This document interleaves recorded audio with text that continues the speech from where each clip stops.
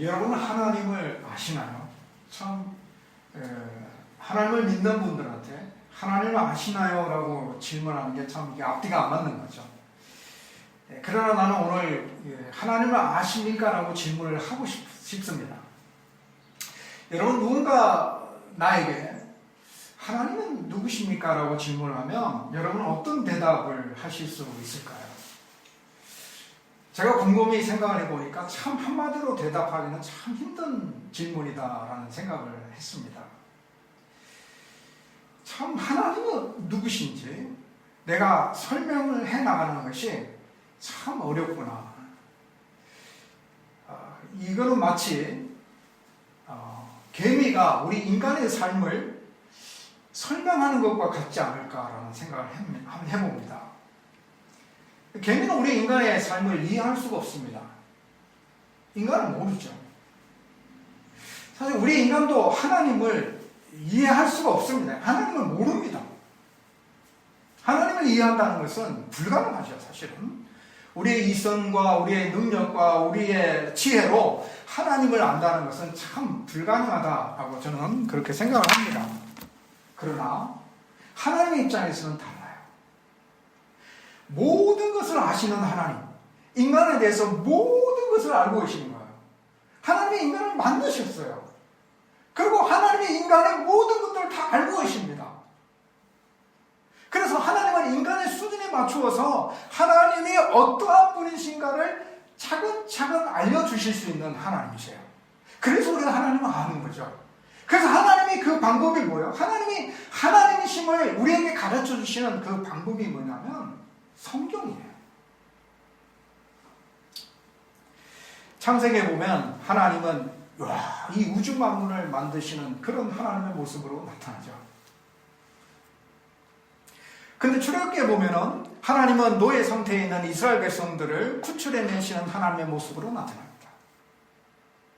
시편의 저자는 이렇게 고백을 합니다. 내가 주의 영을 떠나 어디로 가며 주의 앞에서 어디로 피하리까? 내가 하늘에 올라갈지라도 거기 계시며 서울에 내 자리를 펼지라도 거기 계시니이다. 시편의 저자는 하나님은 어디에나 다 계시는 분이시다. 하늘에도 계시고 저 지옥에도 계시고 어디에나 다 계시는 하나님이시다라고 고백을 하고 있어요. 자, 그러면 우리는 하나님을 어떤 하나님이라? 나는 하나님을 어떻게 표현할 수 있을까? 내가 지금 느끼고 있는 그 하나님은 어떤 분이실까? 여러분 하나님을 어떤 분으로 이해하고 동행하고 계시나요? 오늘 우리는 하나님을 좀 바르게 알기를 원합니다. 나를 향한 하나님은 이런 분이셨구나라는 사실을 알게 됨으로 인해서 하나님을 바라보는 시선이 좀 달라지고 내가 하나님을 향하여 느끼는 감정과 이성이 올바르게 굳건하게 세워지게 되기를 소망합니다. 그래서 하나님에 대해서 좀 오해를 하지 않았으면 좋겠어요. 내가 잘못할 때, 내가 실패할 때 하나님에 대해서 오해하지 않기를 원해요. 내가 어떤 모습으로 있든지 간에 하나님 곁에 서 있는 성도가 되기를 원해요. 그래서 하나님을 어떻게 소개할 수 있을까라고 곰곰이 생각해 보니까 신구약 성경을 통틀어서 딱 한마디로 이야기를 하자면 바로 이 구절이다라고 생각을 했어요. 요한복음 3장 16절 말씀 아니에요. 이 요한복음 3장 16절 말씀에 핵심적인 한 단어가 있는데 그게 뭐냐면 사랑입니다. 딱 한마디예요. 사랑이에요. 하나님은 어떤 분이신가라고 성경에서 우리에게 한마디로 표현해 준다는 그 요한복음 3장 16절 말씀을 통하여 우리가 알 수 있는 것은 하나님은 사랑이시다. 그래서 요한일서 4장 8절 말씀에 보면 사랑하지 아니하는 자는 하나님을 알지 못하나니 어우 너무 무섭죠? 사랑하지 아니하는 자는 하나님을 알지 못하나니 이는 하나님은 사랑이십니다. 하나님은 사랑 그 자체라고 말씀하고 있어요. 사랑의 본질이에요.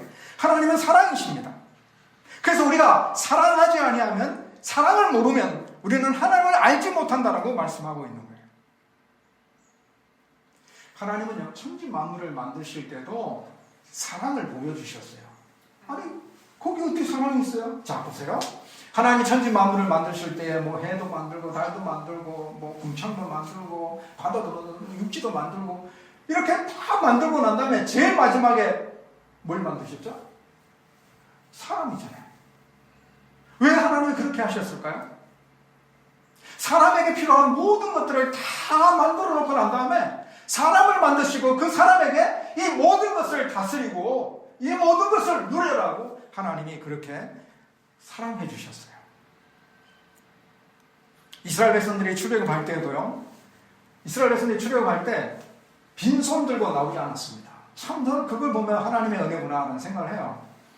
이스라엘 백성들이 400년 동안 노예 생활했으니까 얼마나 힘들었겠어요. 그 대대 자손이 계속 노예 생활하니까 찌들었겠죠. 그리고 그들의 살림은 궁핍하고 더 궁핍했겠죠. 근데 이제 출애굽하는 겁니다. 이 애굽을 나오는 거예요.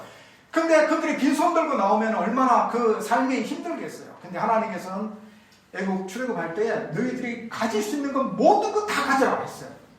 그래서 옆집에 가서 막 빌리기도 하고 가지고 오기도 하고 하여튼 가져갈 수 있는 걸 모든 것을 가지고 가라고 하나님이 그렇게 명령을 하시죠.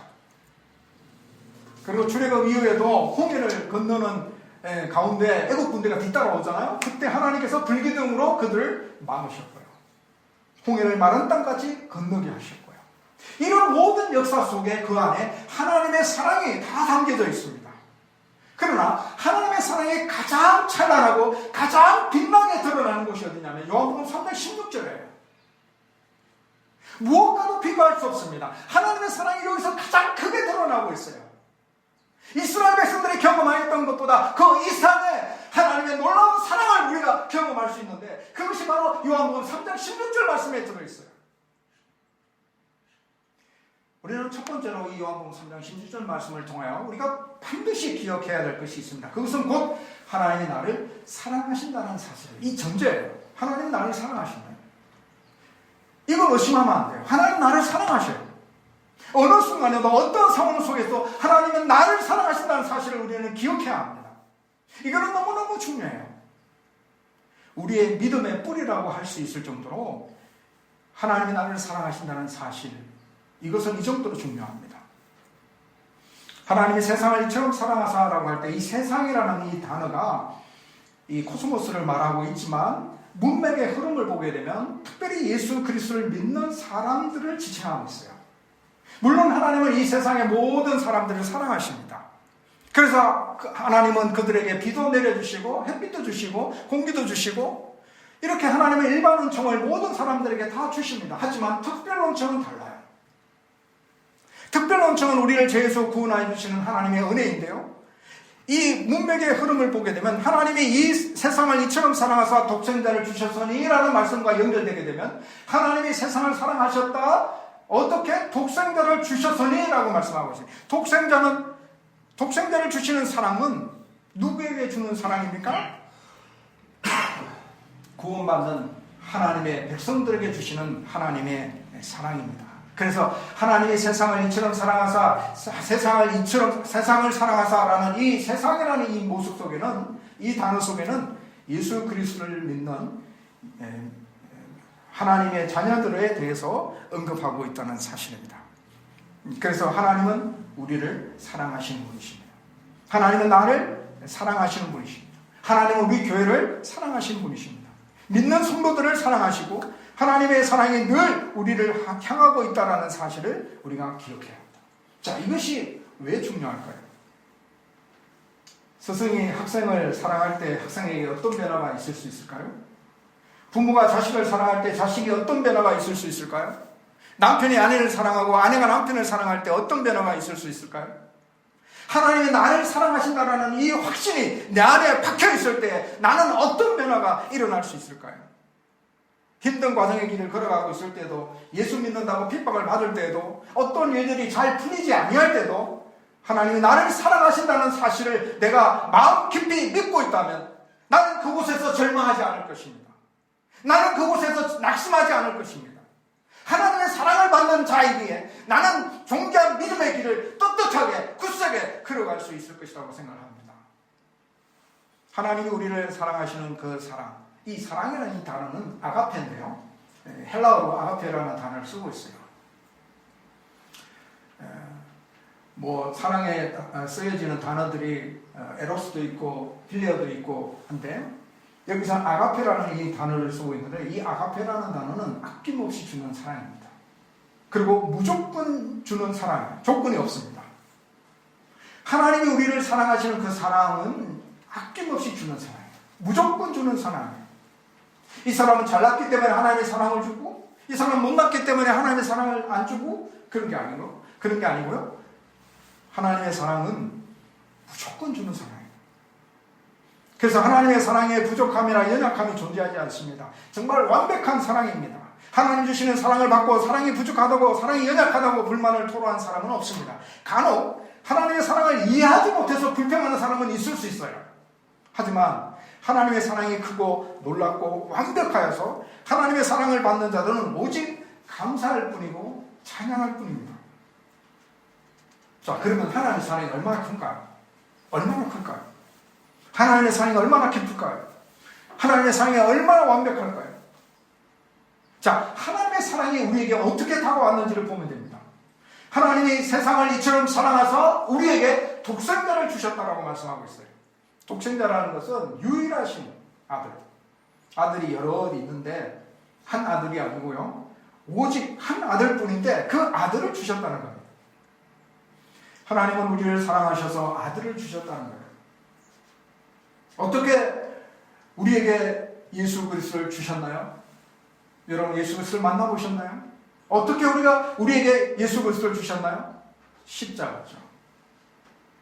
하나님은 전능하신 분이시며 위대하신 분이시지만 우리를 향한 하나님의 사랑 때문에 독생자 예수 그리스도를 내어주셨어요.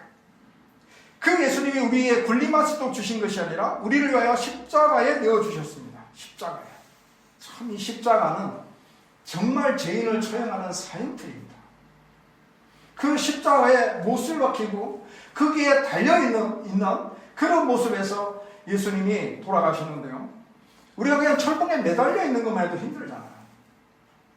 근데 이게 온 육체의 하중이 걸리면서 이게 매달려 있는 것은 정말 고난 중에 고난이죠. 예수님이 우리를 위해서 사랑하시기 때문에 이 십자가를 지는 이 일도 마다하지 않으시고, 전능하신 하나님, 그 하나님은 그 외아들 예수 그리스도께서 십자가에 돌아가시는 그 장면이 얼마나 참혹하고 얼마나 고통스럽고 얼마나 비참한 것인가를 아시지만 우리를 위하여 십자가에 예수 그리스도를 내어주셨다라는 사실입니다. 예수님이 왜 십자가를 지셨습니까? 예수님이 죄가 있었습니까? 아닙니다. 예수님이 십자가를 지신 것은 우리의 죄 때문이죠. 마가복음 10장 45절 말씀 보면, 인자가 온 것은 섬김을 받으려 함이 아니라 도리어 섬기려 하고 자기 목숨을 많은 사람들의 대속물로 주려 함이니라. 우리의 죄값을 지불하기 위해 십자가를 지신 거죠. 자, 여기서 우리는 하나님의 사랑을 느낄 수 있습니다. 여기서 우리는 하나님의 사랑의 깊이를 느낄 수 있습니까? 하나님은 우리를 사랑하셔서 하나밖에 없으신 독생자 예수 그리스도를 십자가에 내어주기까지 우리를 사랑하신 것입니다. 자, 그렇다면 하나님께서 이 우주 만물을 만드시고, 야, 이거 너 네 거야, 너가 마음대로 사용해 라고 하시는 그 사랑의 모습과, 하나님께서 이스라엘 백성을 출애굽시키면서 하나님께서 그들에게 먹이고 입히고 기적을 행하여서 그들을 보호하시고 결국에는 가나안 땅에 들어가게 하신 그 하나님의 그 사랑과, 하나님에게 있어서 하나밖에 없으신 독생자 예수 그리스도를 우리를 위하여 그 십자가에, 끔찍한 십자가에 내어주시기까지 사랑하신 그 사랑과 어느 사랑이 큰가요? 하나님의 사랑을 받은 우리 입장에서 어떤 사랑을 받았을 때에 우리가 더 감격하고 감사하고 기뻐하고 행복할까요? 십자가죠. 하나님 우리를 위하여 독생자 예수 그리스도를 내어주신 이 사랑이 우리가 더 크고 놀라운 거죠. 그래서 하나님은 예수님을 더 사랑하십니까? 우리를 더 사랑하십니까? 참, 이런 질문이 말도 안 되는 질문 같죠? 근데 실제 논리적으로 따지면 하나님 우리를 더 사랑하시는 것 같아요. 그렇잖아요. 하나님 우리를 더 사랑하셔서 예수 그리스도를 십자가 자리에 내어주셨다니까요. 그게 하나님의 사랑이에요. 하나님에게 있는 모든 것을 다 나를 위하여 내어주신 사랑의 하나님의 사랑의 모습이에요. 나는 이처럼 하나님의 큰 사랑을 받는 존재입니다. 내가 이런 하나님의 큰 사랑을 받는 사람들이에요. 이 사실을 우리는 잊지 말고 믿음 생활하십시오. 하나님의 사랑을 확신하면 어떤 사단의 유혹에도 어떤 사단의 도전에도 우리는 넘어지지 않고 믿음의 길을 갈 수 있어요. 그래서 바울은 이렇게 고백하지 않습니까? 로마서 8장 38절에 보면 내가 확신하노니 사망이나 생명이나 천사들이나 권세자들이나 현재일이나 장래일이나 능력이나 높음이나 깊음이나 다른 어떤 피조물이라도 우리 주 그리스도 예수 안에 있는 하나님의 사랑에서 끊을 수가 없다. 하나님의 사랑에서 끊을 수가 없다. 내가 이와 같이 하나님의 엄청난 큰 사랑을 받고 있는 존재로 이 땅의 삶을 살아가는 자이기에 이 엄청난 하나님의 사랑을 어떤 도전 앞에서도 나를 끌어낼 수가 없다. 나는 여전히 하나님의 사랑 안에 거하는 하나님의 사랑을 받아 누리는 하나님의 자녀로서의 삶을 살아가는 자임을 우리는 꼭 기억해야 합니다. 하나만 더요. 자, 이와 같은 하나님의 이 사랑이 어떤 하나님의 이와 같은 하나님의 사랑의 종착점이 어딜까? 마지막은 어딜까? 그 마지막은요, 영생입니다. 신기하죠? 하나님이 우리에게 하나님의 사랑을 드러내시고 그 하나님의 그 크신 사랑, 예수 그리스도 십자가에 메어주시기까지 사랑하신 그 크신 사랑을 드러내시고 우리를 향한 그 사랑이 가는데요, 쭉쭉 가는데 어디까지 가냐면 영생까지 갑니다. 영생까지. 이 하나님의 사랑의 마지막 도착점이 어디냐면 영생입니다. 영생. 하나님은 우리에게 이례적인 사랑의 표현을 하신 분이 아닙니다. 하나님은 모든 것을 가지신 분이기에 우리가 사랑하는 사람에게 선물하듯이 하나님도 우리에게 얼마든지 좋은 것들을 선물하실 수 있어요. 과거 이스라엘 백성들에게 만나와 메추라기를 주신 것처럼 오늘 우리들에게도 이와 같은 기적으로 하나님의 놀라운 사랑을 표현하실 수 있어요. 그러나 하나님은 만나와 메추라기보다도 더 소중한 영생을 주시기를 원하십니다. 이게 하나님의 사랑의 마지막 표현, 마지막 종착점이에요. 하나님은 거룩한 분이시기 때문에 죄인에게 영생을 줄 수가 없어요. 하나님은 정의로우신 분이기 때문에 죄인에게 영생을 주실 수 없어요.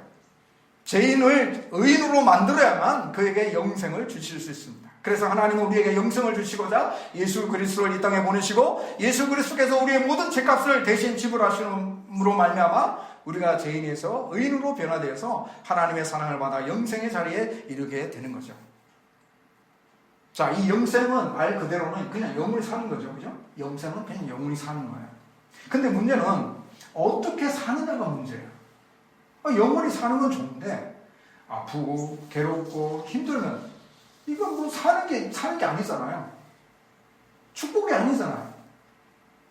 근데 성경에서 말하는 이 영생은 뭐냐면요, 하나님과 함께 사는 거예요. 하나님과 함께 사는 거예요. 하나님과 함께 사는 그곳에는요, 눈물이 없습니다. 아픔이 없고 괴로움이 없어요. 자, 전능하신 하나님과 함께 살면은요, 그 전능하신 하나님의 보호 아래에 있는 거죠. 모든 것을 가지신 하나님과 함께 살면요, 그 모든 것을 내가 누리는 거죠. 하나님의 사랑의 마지막 종착점은 영생입니다. 하나님이 우리와 함께 살기를 원하시는 하나님의 사랑이에요. 그런데 조건이 있습니다. 예수 그리스도를 믿어야 되죠. 하나님이 세상을 이처럼 사랑하사 독생자를 주셨으니 이는 저를 믿는 자마다 멸망치 않고 영생에 들어가게 하려 하십니다. 믿어야 되죠. 예수 그리스도를 믿는 겁니다. 예수님이 나를 위해서 십자가를 치셨다는 사실을 믿고 예수님의 십자가에서 흘리신 보혈의 피로 말미암아 내가 죄에서 해방돼서 의인이 되었음을 믿고 이 믿음이 하나님의 사랑 안으로 인도할 것입니다. 이제 말씀을 맺겠습니다. 여러분, 하나님은 우리를 사랑하십니다. 하나님의 사랑의 깊이와 넓이는 예수 그리스도를 통하여 나타났어요. 하나님 우리를 얼마나 사랑하시는지, 얼마나 깊게 사랑하시는지 예수 그리스도를 통하여 나타나셨어요. 하나님에 있어서 가장 소중한 예수 그리스도를 이 땅에 보내주시고 우리의 죄값을 위하여 십자가를 지게 하시고, 이제는 우리가 죄인이 아니라 하나님의 사랑을 받는 하나님의 자녀로 삼아주셨어요. 하나님의 사랑은 이례적인 사건이 아닙니다. 하나님은 우리를 사랑하셔서 우리와 영원히 함께 하시기를 원하시는 하나님이십니다. 그래서 하나님에게 있는 완전한 행복을 누리면서 우리가 함께 살아갈 수 있는 하나님의 사랑을 받는 자들이에요. 과거 하나님의 사랑을 느꼈던 그때, 하나님이 나를 사랑하셔서 나의 죄값을 다 지불하셨음을 깨닫게 되었던 그때, 하나님의 사랑이 나에게 물밀듯 밀려왔었던 그때를 여러분 잊지 마시고, 내가 지치고 쓰러진 신앙의 상태일 때도 하나님은 여전히 나를 사랑하신다는 사실, 하나님의 사랑은 변함이 없으시며 마지막 우리의 영생의 그 날까지 하나님의 사랑이 영원히 지속된다는 이 사실을 여러분이 꼭 기억하고 믿음으로 승리해 나가는 자들이 되시길 바랍니다. 이제 성경은 우리에게 이렇게 요구를 해요. 하나님은 사랑하십니다.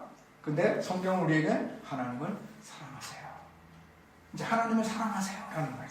하나님의 사랑을 받았으니까 하나님을 사랑하세요. 그 하나님을 사랑하는 모습은 여러 모양으로 아마 나타날 겁니다. 이제 앞으로 우리가 점점 더 우리가 함께 신앙생활을 해나가면서 함께 또 찾아보고 함께 이야기도 나눠보고 하나님의 사랑에 어떤 모습으로 우리가 반응해야 될지 하나님의 영광을 돌리는 저와 여러분의 삶이 되기를 주님의 이름으로 축복합니다. 기도하겠습니다. 하나님 감사합니다. 못나고 죄 많고 어리석은 나를 사랑하여 주셔서 하나님에게 있어서 하나밖에 없으신 예수 그리스도를 이 땅에 보내주시고 내가 죄 때문에 형벌받아야 할 그 자리에 주님이 대신 십자가를 져주심으로 이제는 하나님 앞에 죄인이 아니라 의인으로 설 수 있는 귀한 은혜를 있게 하여 주시니 감사함을 드립니다. 하나님이 나를 사랑하신다는 이 사실을 오늘도 이 말씀을 통하여 다시 한번 깨달으며 하나님이 나를 사랑하시는 그 사랑을 내 가슴 깊이 새기며 하나님이 나를 사랑하시는 그 사랑을 받은 자답게 이 땅에서 믿음으로 승리해 나가는 자가 되기를 간절히 소망합니다. 하나님의 사랑은 단순히 하나의 선물을 주는 그와 같은 이례적인 사랑이 아니라 하나님의 사랑은 변함이 없으시며 하나님의 사랑은 지속적이며 하나님의 사랑은 영원한 것이며 하나님의 사랑은 나와 함께 영원히 함께 하시기를 원하시는 하나님의 사랑인 것을 다시 한번 깨달았습니다. 하나님의 사랑을 이와 같이 받은 자답게 주님, 우리가 하나님 사랑을 나타내며 살아가는 우리의 삶이 되기를 소망합니다. 내 안에 하나님의 사랑이 충만하기 때문에 모든 세상에 하나님의 사랑을 보여줄 수 있는 하나님의 사람으로 살아가기를 원합니다. 우리의 연약한 믿음을 굳게 세워주시고 함께하여 주옵소서. 예수 그리스도의 이름으로 기도드리옵나이다.